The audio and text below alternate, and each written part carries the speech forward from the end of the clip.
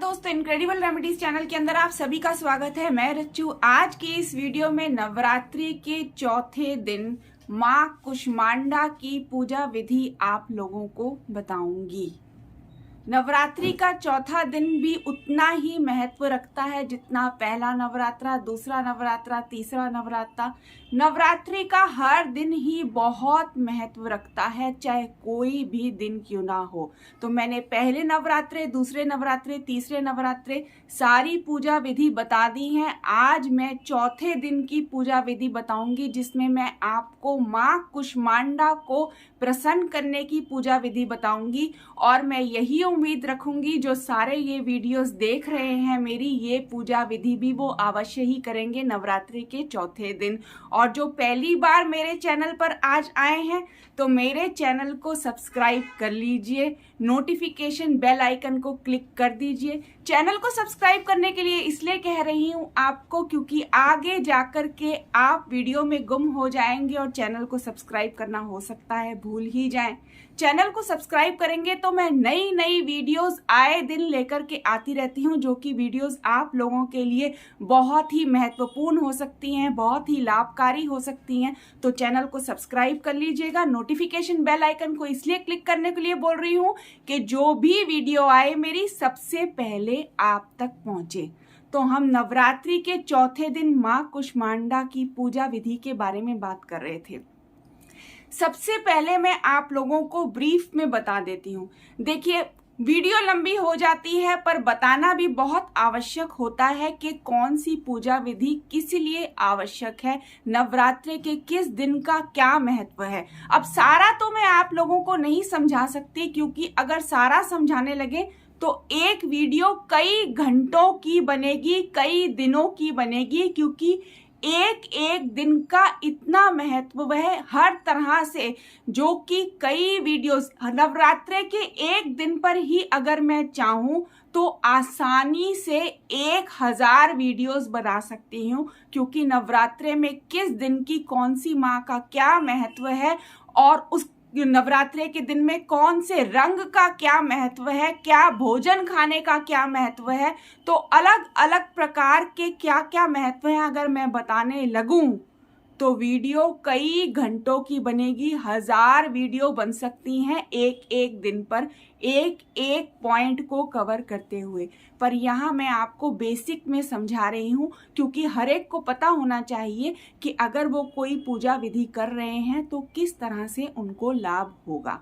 तो अगर आप माँ कुष्मांडा की पूजा करते हैं तो सबसे पहले तो आप ये समझ लीजिए कि माँ कुष्मांडा की ब्लेसिंग आपको मिलेगी तो किसी भी प्रकार का आपको मानसिक तनाव नहीं होगा।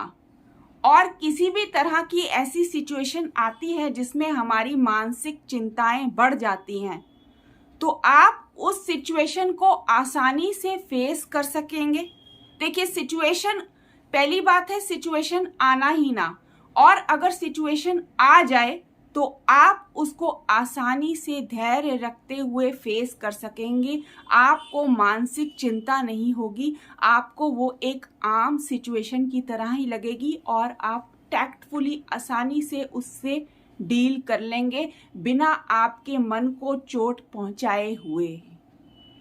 और जिन लोगों को किसी भी तरह की मानसिक बीमारी है, किसी भी तरह की, अगर आप किसी डॉक्टर के पास जाएं या आप इंटरनेट पे सर्च करें तो मानसिक बीमारियों की पूरी लिस्ट निकल आती है। इतनी लंबी लिस्ट होती है कि कई बार उनमें कई बीमारियां ऐसी मेंशन होती हैं जिनके नाम भी हम लोगों को नहीं पता होते। पर शॉर्ट में मानसिक बीमारी चाहे कोई भी हो, पर ज्यादातर हम लोग वर्ड लेते हैं, नाम लेते हैं एंजाइटी का, डिप्रेशन का। हमें बहुत डिप्रेशन हो गया, हमें बहुत घबराहट हो गई, तरह तरह के उल्टे सीधे विचार हमारे दिमाग में आते रहते हैं, शांति नहीं मिलती। और खास करके ये विचार रात के समय बहुत ज़्यादा बढ़ जाते हैं और हमें चैन से सोने भी नहीं देते। ज्यों-ज्यों रात बढ़ती है, विचार बढ़ते चले जाते हैं और हमारे ज़िंदगी का सुख चैन ख़त्म होता चला जाता है और पूरी रात जागते हुए निकल जाती है। हम सो नहीं पाते, जिसके कारण अगला दिन भी खराब हो जाता है। तो ऐसी कोई भी सिचुएशन जिसमें हमारा मानसिक तनाव, मानसिक चिंता रात के समय बहुत ज़्यादा बढ़ रही है, या वैसे भी मानसिक कोई भी तकलीफ हमको घेरे हुए है, तो अगर माँ कुष्मांडा की कृपा आप पर हो जाए, माँ की ब्लेसिंग आपको मिल जाए, तो वो मानसिक ट्रबल रफू चक्कर हो जाती है, गुम हो जाती है, कहाँ चली जाती है पता भी नहीं चलता। तो जो भी नवरात्रि में ये पूजा विधि हर नवरात्रि करते रहेंगे, तो ये ज़रूर आप लोग याद रखिएगा कि किसी भी तरह की आपको मानसिक बीमारी है, उससे निकलने का रास्ता माँ आपको दिखा ही देंगी। क्योंकि याद रखिए, हमारे वाम मार्ग में ऐसा कुछ भी नहीं है जो इम्पॉसिबल हो। जिस भी मानसिक बीमारी में डॉक्टर कह देते हैं ना कि ये ठीक नहीं हो सकती, आपको आजीवन दवाइयाँ खानी पड़ेंगी, तो मैं बता देना चाहती हूँ ऐसा कुछ भी नहीं है। ऐसे ऐसे उपाय, ऐसी ऐसी क्रियाएं हैं जिनसे हाँ कुछ समय लग जाता है, कुछ वक्त लग जाता है, पर आप पूरी तरह से अपनी तकलीफ से, अपनी मानसिक बीमारी से बाहर आ सकते हैं। तो माँ कुष्मांडा का मानसिक बीमारी में, मानसिक चिंताओं में बहुत बड़ा रोल है। अगर उनकी ब्लेसिंग मिल जाए तो हम अपनी मानसिक चिंताओं से बाहर आ सकते हैं, मुक्ति पा सकते हैं, या कोई भी ऐसी सिचुएशन आ जाए वो हमारे मन पर प्रहार नहीं कर पाती। अब अगर आपकी माता जी की तबीयत भी बहुत खराब रहती है, हर समय वह बीमार ही रहती हैं, किसी ना किसी कारण से उनको कोई ना कोई परेशानी चलती ही रहती है, अगर आप ये देख रहे हैं, तो तब भी उस केस में भी अगर आप माँ कुष्मांडा की ब्लेसिंग प्राप्त कर लेते हैं इस पूजा विधि से, तो आप देखेंगे कि धीरे धीरे आपकी माँ की तबीयत सुधरनी शुरू हो जाएगी और वो एक अच्छा जीवन जी सकेंगी। पर हाँ, ये मैं आप लोगों को अवश्य कहूँगी कि एक बारी पूजा कर लेने से, देखिए, एक बारी पूजा कर लेने से भी इंसान के जीवन में बदलाव होने लगता है। पर मैं आप लोगों को ये अवश्य कहूँगी कि जो भी चीज़ आप करते हैं उसको फॉलो करते रहिए। आप हर नवरात्रि ये पूजा विधि करते रहिए, माँ कुष्मांडा का बीच बीच में ध्यान करते रहिए। ये मैं उनके लिए कह रही हूँ जिनकी माँ की तबीयत खराब रहती है। धीरे धीरे देखेंगे आप कि उनकी तबीयत में सुधार होता चले जाएगा। इसके अतिरिक्त भी मान लीजिए आपको कोई भी परेशानी है, कोई भी बीमारी है, मैं फिर बता रही हूँ, कोई भी परेशानी है, कोई भी बीमारी है जो रात के वक्त बढ़ जाती है, चाहे वो कोई भी बीमारी हो। मान लीजिए आपको खांसी रहती है, आपको जुकाम रहता है, आपको सिर में दर्द रहता है, आपको कुछ भी ऐसा रहता है, आपको गले में दर्द रहता है, कान में दर्द रहता है, बुखार रहता है, लेकिन ये बीमारी दिन भर तो जो थोड़ा परेशान करती है, पर आप देखते हैं ज्यों-ज्यों रात आती है, रात के वक्त ये बीमारी बढ़ जाती है। अगर इस तरह की कोई भी आपको बीमारी है जो रात को बढ़ जाती है, दिन में वो इतना परेशान नहीं करती जितना रात में करती है, तो ये पूजा विधि अगर आपने कर ली तो धीरे धीरे आप देखेंगे कि इस बीमारी से आपको छुटकारा मिल जाएगा। ये पूजा विधि कंप्लीट करने के बाद भी इस विधि में मैं आपको जो मंत्र बताऊंगी, आप रात को सोने से पहले हर रात में ये मंत्र 11 बार भी जपते रहेंगे, तो आप देखेंगे कि जल्द ही उस बीमारी से आपको छुटकारा मिल जाएगा। अगर पूर्ण रूप से छुटकारा नहीं भी मिल पाता, तो उस बीमारी से जिससे आप घिरे हुए हैं, जो रात को बढ़ जाती है, उससे निकलने का आपको रास्ता जल्दी ही मिल जाएगा। अब माँ कुष्मांडा की अगर आप पे कृपा हो जाए तो जीवन में आपको हर तरह के सुख मिलते हैं। देखिए क्या होता है, कई बार हमारे पास सब सुख सुविधाओं का साधन होता है पर हम उसका भोग नहीं कर पाते। सुख नहीं मिल पाता। हमारे पास गाड़ी है पर उस गाड़ी से हमें सुख जो मिलना चाहिए वो नहीं मिल पाता। ये समझाने के लिए मैंने आपको एक एग्जाम्पल दिया है। हमारे पास सामान है पर हम अपनी सुख के लिए उसका इस्तेमाल नहीं कर पा रहे। चीज है हमारे पास पर सुख के लिए वो हमें सुख नहीं दे पा रही।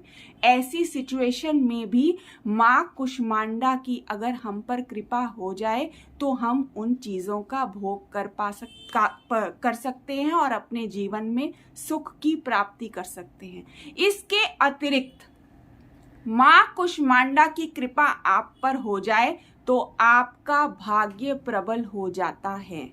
भाग्य प्रबल हो जाए अगर इंसान का तो उसको वैसे ही सब कुछ मिल जाता है।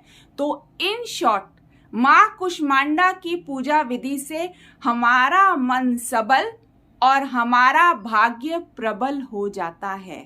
आई होप आप सबको ब्रीफ में ये समझ आ गया होगा। अब हम पूजा विधि शुरू करेंगे। पूजा विधि तो अभी भी आपने चैनल को सब्सक्राइब नहीं किया है तो जल्दी से सब्सक्राइब कर लीजिए और नोटिफिकेशन बेल आइकन को क्लिक करना मत भूलना। तो नवरात्रि के चौथे दिन जैसे पहले दूसरे तीसरे दिन की मैंने आपको बताई है, ये पूजा भी आप सुबह 9 बजे से पहले करेंगे। नहा धो करके एकदम साफ सुथरे कपड़े पहन करके करेंगे। कपड़े धुले हुए होने चाहिए, एकदम धुले हुए। अगर आप नए कपड़े नहीं भी पहन सकते तो जो भी वस्त्र आप पहन करके बैठ रहे हैं अपने पूजा स्थान पर वो एकदम धुला हुआ होना चाहिए। आपका पूजा का कमरा जिस रूम में आप रोज जिसमें आपने नवरात्रि के पहले दिन पूजा करी थी, अब मैं आपको यही बोलूंगी मेरे इस प्रोसेस के अंदर जिस जगह पर आपने नवरात्रि के पहले दिन पूजा शुरुआत की थी, अब ये वाली पूजा विधि भी आप उसी स्थान पर करेंगे। चाहे आपने अपने कमरे का कोई भी कोना चुना था, चाहे आपके घर में अगर पूजा स्थान है आप वहां कर रहे थे, जैसे आपने बाकी दिन की करी है ये भी बिल्कुल आपने वैसे ही करनी है। अपने उसी पूजा स्थान पर करनी है। लाल कंबल या लाल आपने नीचे आसन कोई लाल गद्दी रख लेनी है, उसी पर बैठ करके करना है। ये पूजा विधि के लिए आपको रुद्राक्ष की माला का इस्तेमाल करना है जैसे आपने पहले दूसरे तीसरे नवरात्रि पर किया था। आई होप आप लोगों को सब कुछ समझ आ गया होगा। वीडियो को स्किप कर करके मत देखना क्योंकि मैं बीच में कुछ इंपॉर्टेंट पॉइंट्स, कुछ इंपॉर्टेंट ऐसी बातें बताती रहती हूँ जो कहीं आप चूक ना जाएं कि आपको पूर्ण रूप से लाभ ना मिले। तो स्किप कर करके मत देखिए। आप ही के बेनिफिट के लिए ये पूजा विधि मैं बता रही हूँ तो इतनी जल्दबाजी मत करिए, थोड़ा सा समय दे दीजिए। तो आप अपने पूजा स्थान पर बैठ गए हैं। अब आप अपनी मर्जी के, कोई रिस्ट्रिक्शन नहीं है, अपनी मर्जी के कोई भी 7 सफेद फूल ले लेंगे। देखिए 7 सफेद फूल मैंने आपको बोल दिए, लेकिन एक ही तरह के होने चाहिए वो फूल। अगर आप सफेद रंग का एक फूल जो भी ले रहे हैं, 7 फूल वो सफेद रंग के सेम ही होने चाहिए। 7 लेने हैं अपनी मर्जी के कोई भी। अब इसमें आपको प्रसाद के अंदर पेठा ही रखना है। 7 पेठे के टुकड़े आप प्रसाद में रखेंगे। अब आपने वहां पे कोई चित्र रखने की जरूरत नहीं है, बस आपने माँ कुष्मांडा का मन में ध्यान करना है। उनका स्वरूप देखने के लिए आप इंटरनेट पे जाकर के उनकी एक इमेज, जिनको नहीं पता, एक इमेज निकाल करके देख लेंगे। बस अपने मन में उनको बसा लेंगे, ध्यान कर लेंगे। अलग से कोई चित्र रखने की आवश्यकता नहीं है।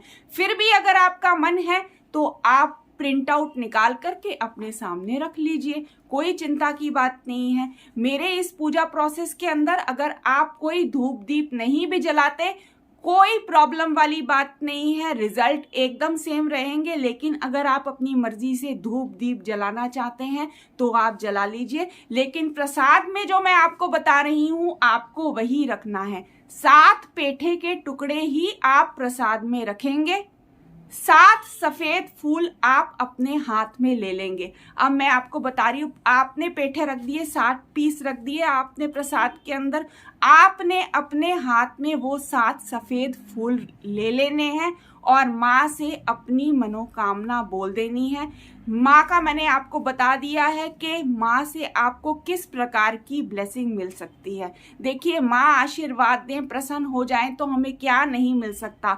पर नवरात्रि के चौथे दिन मैंने आपको बता दिया है, आप माँ से मांगेंगे कि हे माँ, मुझे मेरे जीवन में सुख दीजिए, मेरे मन को सबल कीजिए, मेरे भाग्य को प्रबल कीजिए। इसके अतिरिक्त अगर आपको, वही मैंने बताया था, रात के समय अगर कोई बीमारी बढ़ जाती है या आपके माता जी की तबीयत खराब रहती है तो आप वह भी माँ से मांग सकते हैं। पर ज़्यादा इधर उधर की बातें मत मांगिएगा। जो भी मैंने आपको पहले डिस्क्रिप्शन दी है कि माँ की पूजा किस लिए की जाती है, क्या मनोकामना पूरी करने के लिए की जाती है, या किस तकलीफ से आप गुजर रहे हो उसके लिए माँ की ब्लेसिंग की ज़रूरत है, वही आप मांगिएगा। इधर उधर की बातें मत करिएगा।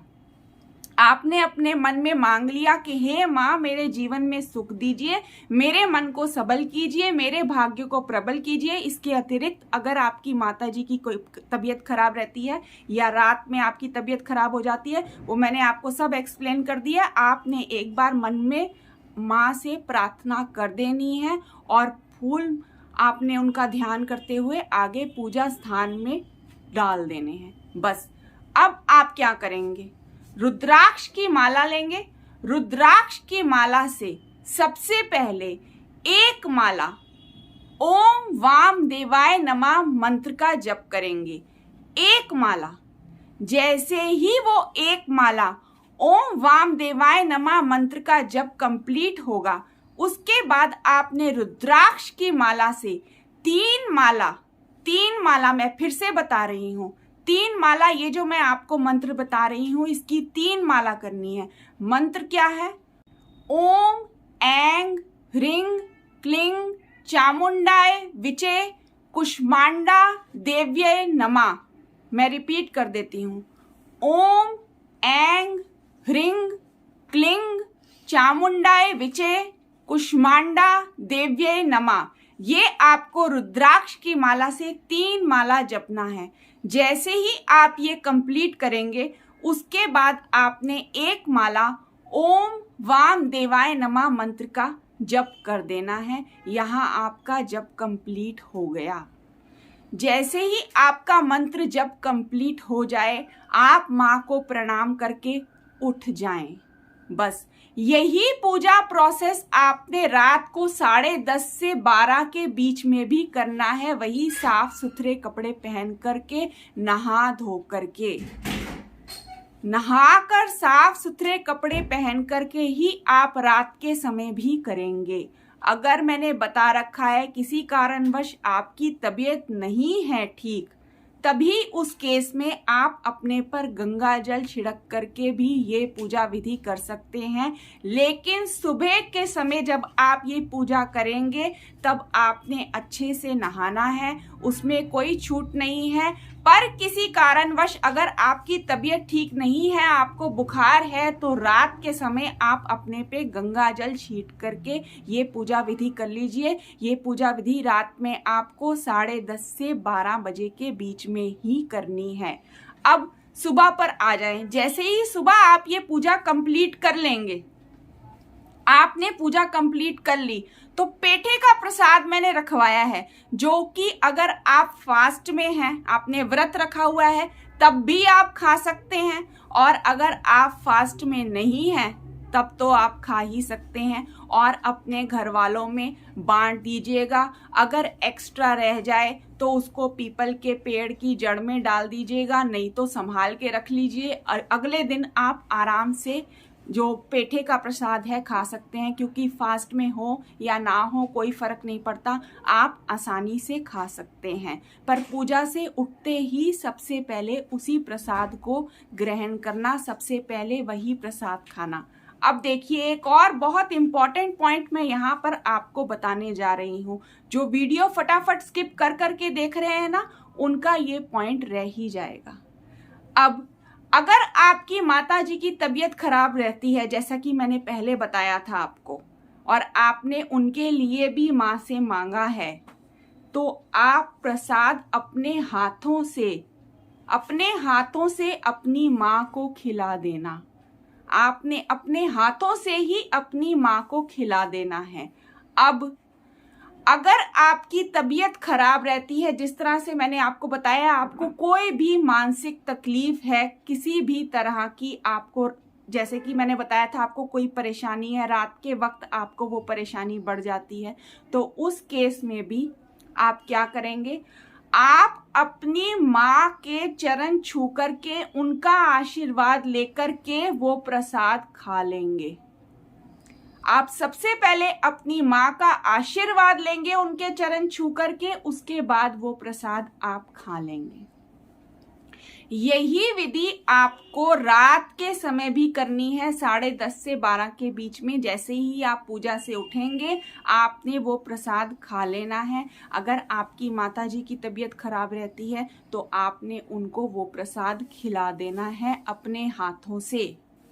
आई होप हर पॉइंट आपको क्लियर हो गया होगा। कहीं पर कोई भी डाउट हो तो आप कमेंट सेक्शन में पूछ सकते हैं, मैं आपका जवाब जल्द से जल्द देने की पूरी कोशिश करूंगी। कहीं भी कोई भी डाउट हो, मैंने बार बार समझा दिया है, सुबह 9 बजे से पहले, रात को 10:30 से 12 के बीच में। और ये माँ कुष्मांडा का प्रसाद ऐसा है कि जिसको आप किसी भी वक्त खा सकते हैं, जितनी जल्दी खा लें उतना अच्छा है। बचा हुआ आप फ्रिज में स्टोर कर दें, फिर भी कुछ एक्स्ट्रा रह जाता है तो पीपल की पेड़ की जड़ में डाल दें। घर के बाहर आपने बिल्कुल भी किसी को भी ये प्रसाद नहीं बांटना। जो भी उस घर में लोग रह रहे हैं, जिनका आपस में संबंध है, ब्लड रिलेशन है, उसी परिवार में रहते हैं, केवल आप उन्हीं को बांटेंगे। और कोई रिश्तेदार आपसे मिलने आए हुए हैं, ये प्रसाद आप उसको नहीं खिलाएंगे। ये आप अपने लिए, अपने घर के लिए, अपने घर वालों के लिए मैक्सिमम ये पूजा विधि कर रहे हैं।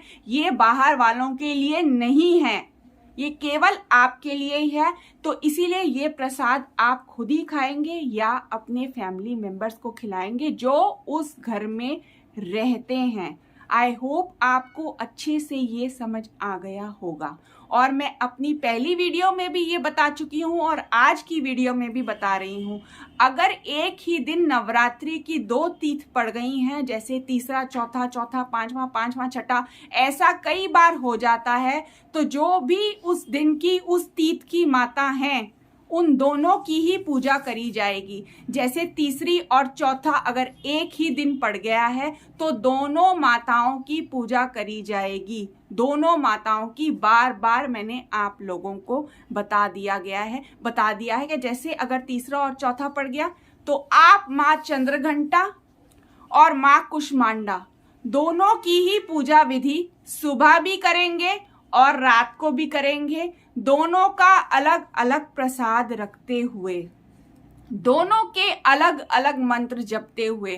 हाँ, ये पूजा विधि पूजा प्रोसेस थोड़ा लॉन्ग हो जाएगा, इसमें आपको ज्यादा समय लगेगा, पर कुछ नहीं कर सकते। एक ही दिन दोनों नवरात्रे की तीथ पड़ गई हैं तो हमें ये करना ही होगा, तो हमें ऐसा ही करना होगा। आपको समझ आ गया होगा। इस केस में सुबह भी आप दोनों माताओं का करेंगे और रात के समय भी करेंगे। आई होप हर चीज क्लियर हो गई होगी। जहां भी कोई डाउट लगे आप कमेंट सेक्शन में लिख करके पूछ सकते हैं। और मैं यही उम्मीद करूंगी कि ये जो भी वीडियो देख रहा है हर कोई ये पूजा विधि जरूर फॉलो करेगा, क्योंकि ये वाम तंत्रा के साधकों की सिद्ध सार्थक पूजा विधि है, जिससे आपको लाभ ही लाभ होना है, लाभ ही लाभ होना है। आप अपने जीवन में खुद ही बदलाव महसूस करेंगे जब आप ये मेरी बताई गई पूजा विधि को हर नवरात्रे में फॉलो करते रहेंगे। इसमें आपको ज्यादा कुछ भी नहीं करना, मैंने पहले भी बताया था। अगर आप कलश स्थापना भी नहीं करते, ज्यादा कुछ धूप दीप भी नहीं जलाते, कुछ फॉर्मेलिटीज भी नहीं करते, पर मैंने आपको बेसिक सा बता दिया है, उसको फॉलो करते हुए भी करते हैं तो रिजल्ट आपको बहुत ही जबरदस्त मिलेगा। केवल आपको गुप्त रूप और पूर्ण विश्वास के साथ करना है और सात्विकता मेंटेन करते हुए करना है। सात्विकता हर कोई, मुझे पता है, नवरात्रे में मेंटेन करता ही है, फिर भी बताना मेरा फर्ज है कि आप स्मोकिंग नहीं कर सकते, ड्रिंक नहीं कर सकते और आपने नॉन वेजिटेरियन फूड नहीं खाना। बिल्कुल सात्विकता मेंटेन करते हुए ही ये पूजा विधि आपको फॉलो करनी है। सब समझ आ गया होगा आपको। वीडियो अगर अच्छी लगी हो तो लाइक कीजिएगा, अपने सगे संबंधियों और साथियों के साथ शेयर कीजिएगा। इनक्रेडिबल रेमेडीज चैनल को सब्सक्राइब करना मत भूलना, नोटिफिकेशन बेल आइकन को क्लिक करना मत भूलना कि मेरी जो भी वीडियो आए सबसे पहले आप तक पहुंचे। अब मिलते हैं एक नए वीडियो में नए उपाय, नए पूजा विधि के साथ। आप सबका बहुत बहुत धन्यवाद।